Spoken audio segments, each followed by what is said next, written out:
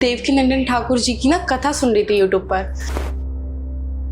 तो उस कथा में ना एक लड़की ने, एक छोटी सी बच्ची थी, तो उन्होंने उनसे एक सवाल किया, पूछा कि हम राधा जी से क्या सीखे। तो उन्होंने कुछ ऐसा जवाब दिया ना, कुछ समझ नहीं आ पाया। देवकीनंदन यानी कृष्ण, ठाकुर माने कृष्ण, और तर्क देखो आपके एकदम इलॉजिकल।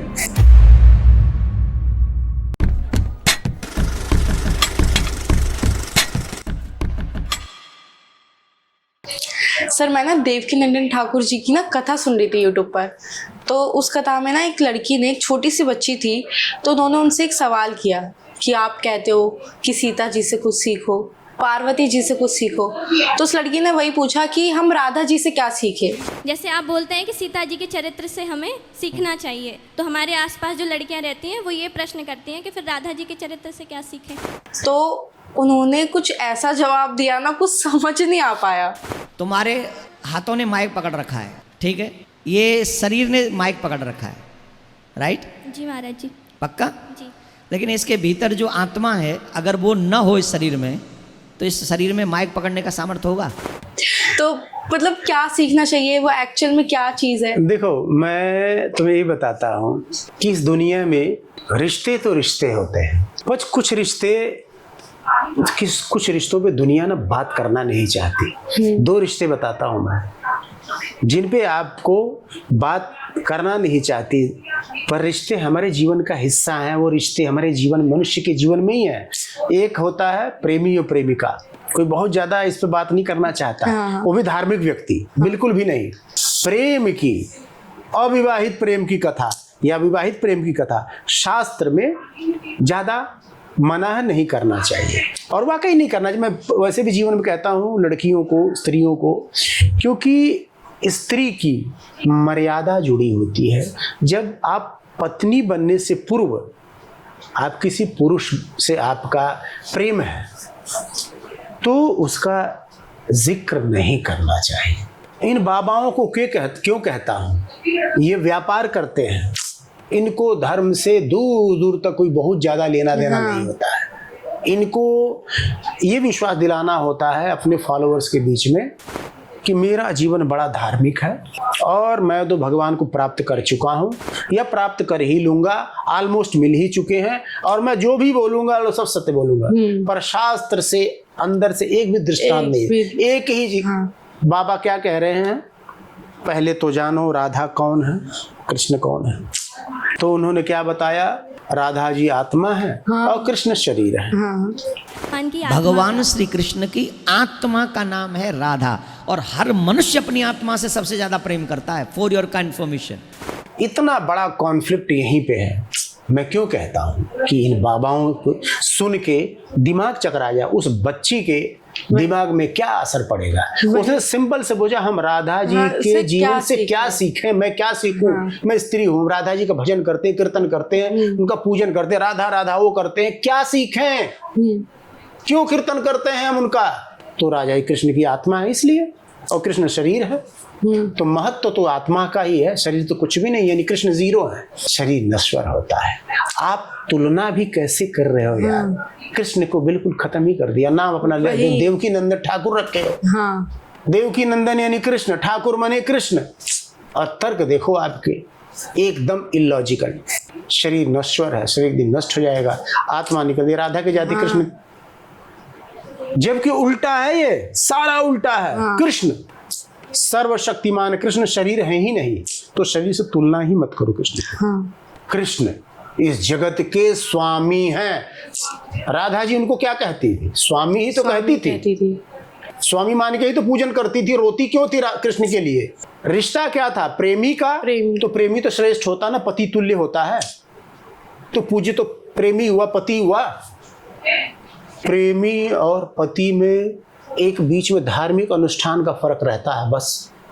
अच्छा प्रेमी अपनी प्रेमिका को पत्नी की तरह ही प्रेम करता है, उसकी जरूरत से लेके रख रखाव, देखभाल, सब चीज।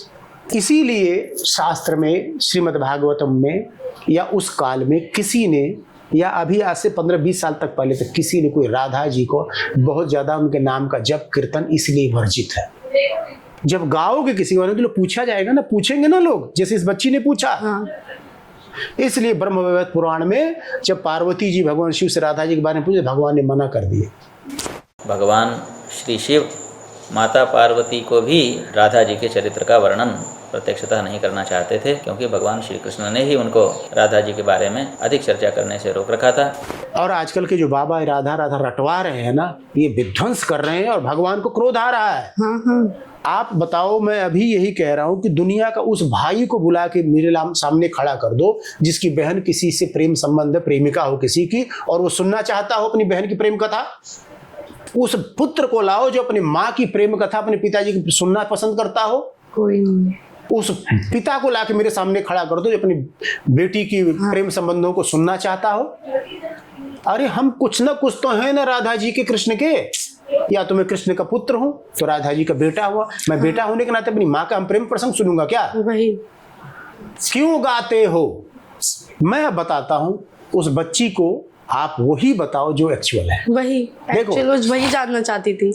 जब प्रेमिका थी राधा जी, भगवान कृष्ण जब ब्रज छोड़ के गए तो भगवान आए थे इस जगत के लिए कार्य करने, भक्तों को सुख देने, बहुत सारे कार्य करने थे भगवान। तो भगवान ने ब्रज छोड़ा, मथुरा गए, फिर हस्तिनापुर गए, द्वारका, तमाम भगवान ने। पर राधा जी ने एक प्रेमिका के रूप में भगवान के नाम पे ही अपना सारा जीवन समर्पित कर दिया। इसी को कहते हैं प्रेम। ये सीखो, भगवान का नाम पकड़ा, भगवान का, राधा जी को भक्त मानो, जैसे मीरा जी को भगवान से प्रेम हो गया था। प्रेम यही तो, प्रेम क्या आप समझते हो? प्रेम बताओ कि प्रेमिका की तरह प्रेम किया, समर्पण, गई ही नहीं कहीं, ऊधो मन नाही 10-20 एक हतो सो गयो श्याम संग को आराधीश। संपूर्ण समर्पण राधा जी का, इससे बड़ा समर्पण कुछ नहीं, कि ना किसी ने किया न कर पाएगा। अब आता है राधा जी कौन? राधा जी देखो, पूर्व में एक बार भृगु ऋषि एक प्रसंग की वजह से माँ महालक्ष्मी पे क्रुद्ध हो गए, लक्ष्मी जी पे क्रोध आ गया उनको। भगवान, भृगु ऋषि और भगवान के बीच में कोई कंफ्यूजन था, उसका भी कथा बाद में सुनाऊंगा। उसमें बीच में लक्ष्मी जी टपक पड़ी। अरे ऐसे कैसे? भगवान को जाती छाती पे एक लात मारा भृगु ऋषि ने, भगवान के छाती पे लेटे हुए थे, ऐसे एक लात धड़ाक से भृगु ऋषि भगवान श्री हरि के छाती पे। देख लो किस लेवल के भक्त होंगे, और भगवान भी नॉर्मल हैं, अचकचा गए।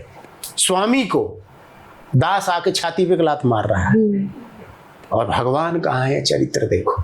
चूंकि वेश ऋषि का है तो ऋषियों का सम्मान करना चाहिए। इस बात को प्रूफ करने के लिए इस जगत का स्वामी भी एक ऋषि समझ के उनको सम्मान दे रहा है। और बीच में लक्ष्मी जी टपक पड़ी।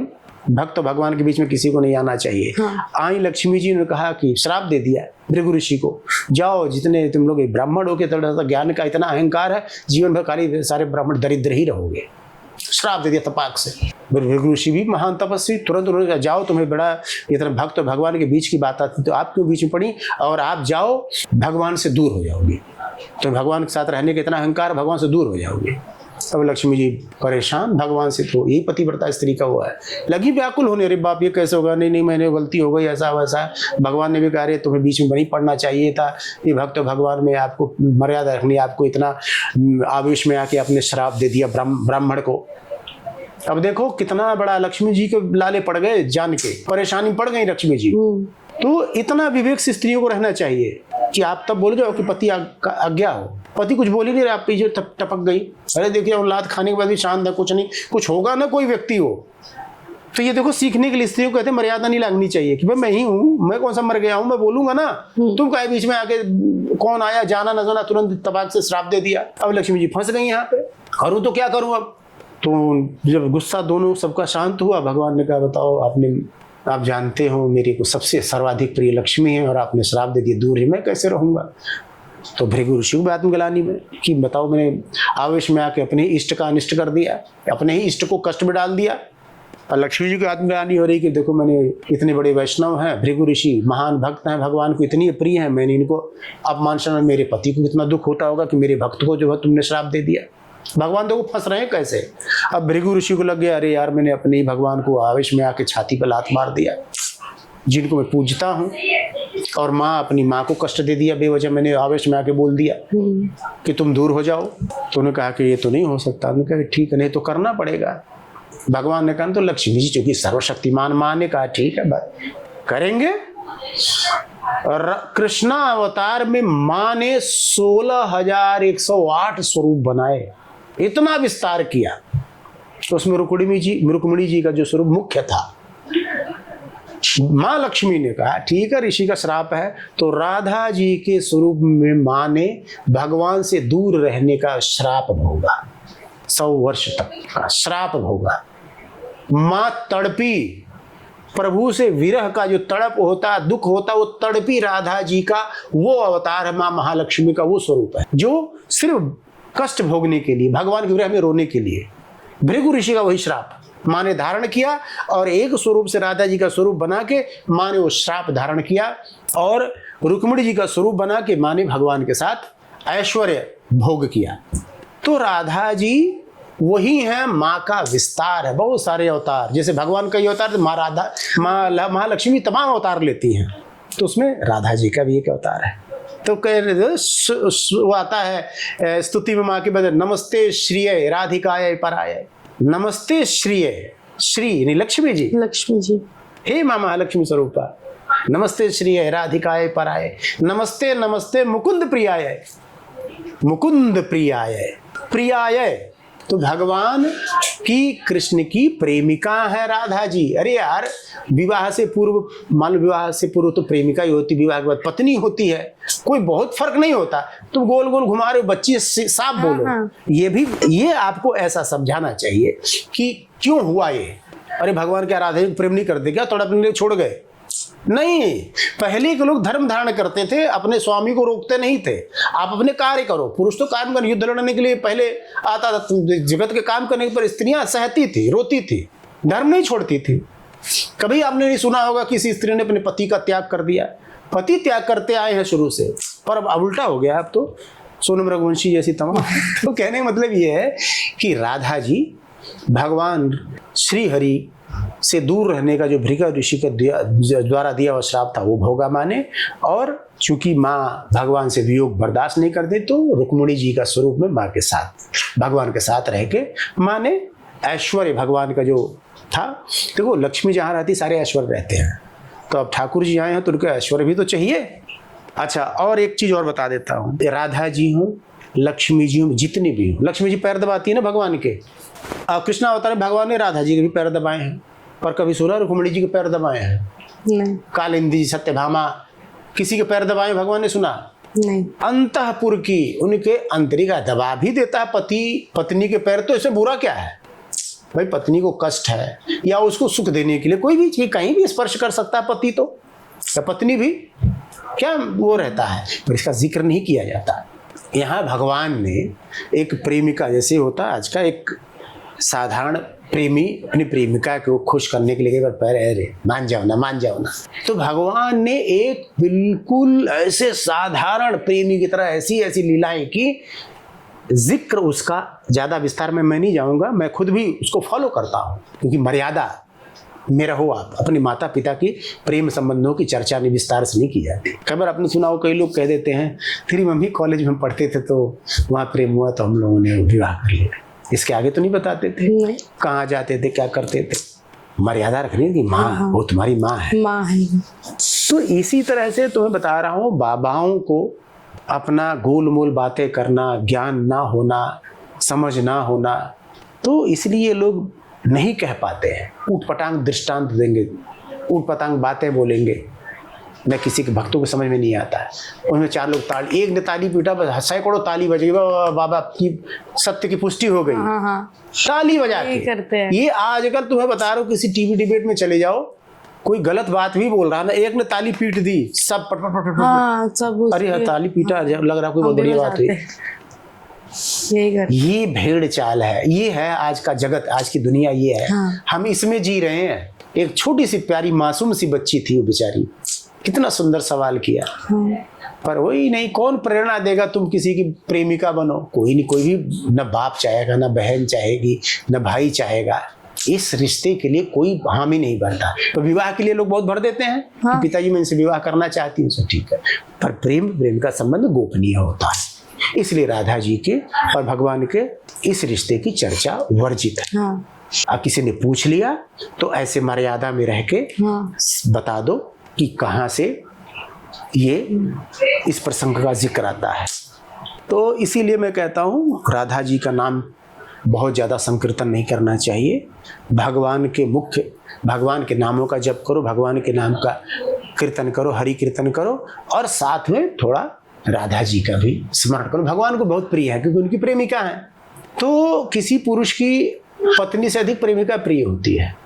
तो भगवान की तमाम पत्नियां भी थी, प्रेमिकाएं भी तमाम थी, उनकी सखियां भी सारी थी। तो समर्थ को नहीं दोष गोसाई, सामर्थ्यवान जो होता है उसके लिए ये सब दोष नहीं होता, पाप नहीं होता है। जो सामर्थ्यवान नहीं है, ये जो अच्छा है, गुणी है, उसको तमाम स्त्रियां प्रेम करेंगी। इसमें क्या है? अधर्म थोड़ी है। कई लोग पहले कई के विवाह करते तो अधर्मी थे क्या? सारे लोग, और सारे महापुरुष, चाहे राजा दशरथ हो, चाहे अम्बरीश हो, कई कितनी पत्नियां, तो क्या वो भोगी विलासी थे क्या? और ऐसे पापी भोगी विलासी होते तो क्या उनके यहाँ भगवान आते हो, भगवान के भक्त होते?